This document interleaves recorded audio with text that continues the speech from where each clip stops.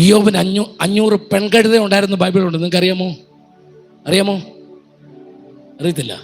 7000 ആട്, 3000 ഒട്ടകം, 500 കാള, 500 പെൺകഴുത. ബാംഗ്ലൂരിലുള്ള ഒരു IT പ്രൊഫഷണൽ, അയാളിപ്പോൾ ഫറോക്കിലുണ്ട്.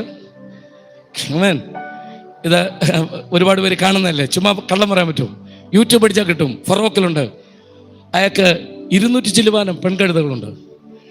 അയാൾ എന്തിന് പെൺകഴുതയെ മേടിച്ചു എന്ന് പത്രക്കാരയാളോട് ചോദിച്ചാൽ പറഞ്ഞു, ഇയ്യോബ് എന്തിനാണ് പെൺകഴുതകളെ വളർത്തിയതെന്ന് എനിക്ക് അറിയണമായിരുന്നു. അതിനുവേണ്ടി ഞാനത് പഠിച്ചപ്പോഴാണ് മനസ്സിലായത്, കഴുതയുടെ പാലിന് 1 ലിറ്ററിന് 5000 രൂപയാണ്. നിങ്ങളിപ്പോൾ എന്താ തീരുമാനം എടുത്തതെന്ന് എനിക്ക് മനസ്സിലായി. ഞാനും വളർത്തുമോ? സത്യത്തിൽ പലർക്കും അറിയില്ല.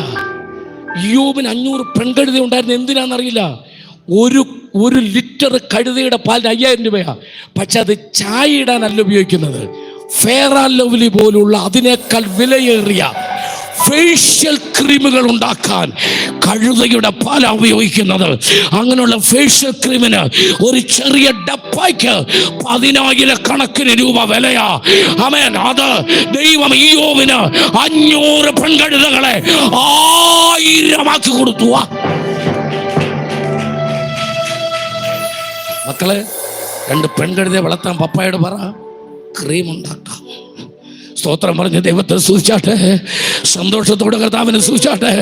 മനസ്സ് നിറഞ്ഞ് ദൈവത്തെ സ്തുതിച്ചാട്ടെ.